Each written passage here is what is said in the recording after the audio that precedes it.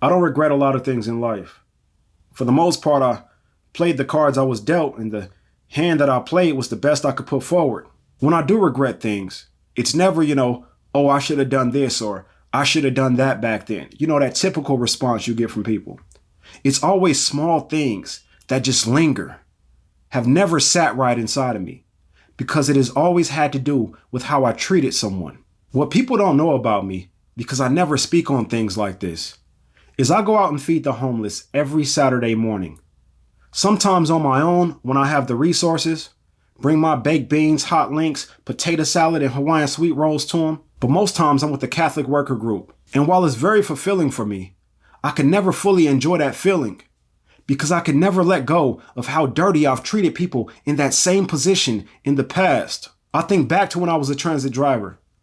All the times I had a homeless person on the back of the bus sleep, and I went back there to wake them up and kick them off the bus. They weren't bothering anybody. They was just there trying to escape the elements, the cold, the rain, the heat, the wind, trying to find peace for a few hours before they eventually had to go back out there and deal with their reality. And I made sure they got up off that bus. Wouldn't even go take care of my own needs, use the restroom, get a snack beforehand. Why? Because it was my job. Nah, that ain't it. It can't be. Because there were times where people would get on the bus asking for a courtesy ride, and I would say no. And it happened so many times that you would think I wouldn't remember specific incidents, right? Nope. Pulled right up to Vegas and Rancho. Denied a Hispanic woman and her daughter a ride, because I felt like they were trying to play me. The policy was to state the fare and let them ride. So it was actually my job to let them ride.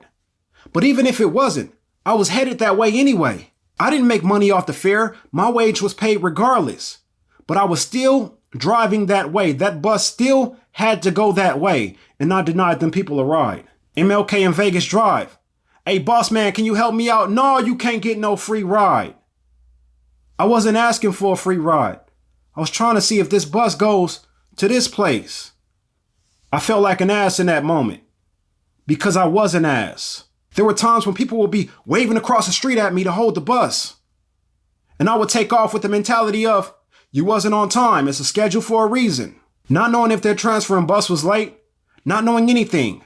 Just seeing a human being waiting for an opening in traffic, pleading with me to hold up for 30 fucking seconds so they could get where they need to go. And I took off. Now they gotta wait another half an hour to catch the next bus. And I'm gonna get to that next time point early anyway and still have to wait that half a minute. And you wanna know what's ironic about that situation in particular? Is that that's the only situation of the previous that I've been through. I never got woken up by a bus driver. I was always alert and aware because I was always riding the bus through the hood and needed to see who was getting on that motherfucker anyway.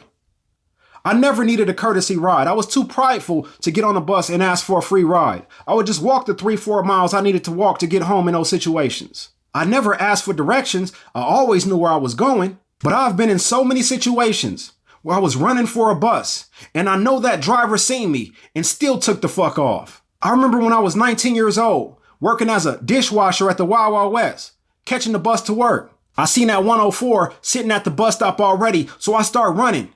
Got just past the intersection and the driver took off. My reaction? Fuck! I spent 30 seconds cursing that driver out.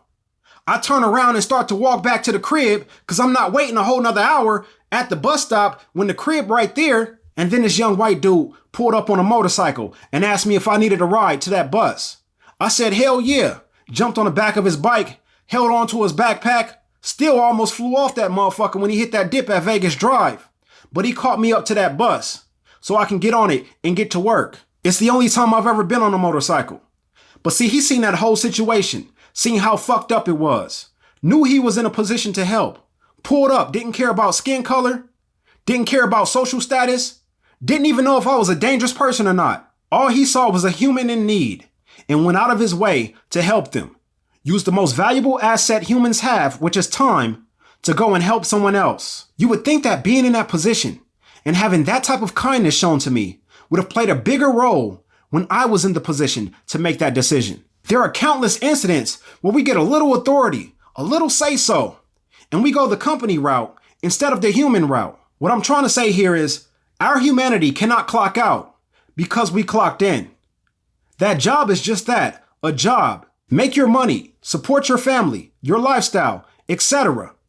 But you can't clock out of humanity. Derek Chauvin is where he is, not because George Floyd committed a crime, but because his humanity wasn't on the clock when he responded to it. A few years back, there was a security guard in Vegas that took a man's life because he entered a 7-Eleven without her permission. She went in the 7-Eleven, put her firearm up to his head, forced him out, something happened out there, she shot that man and took his life.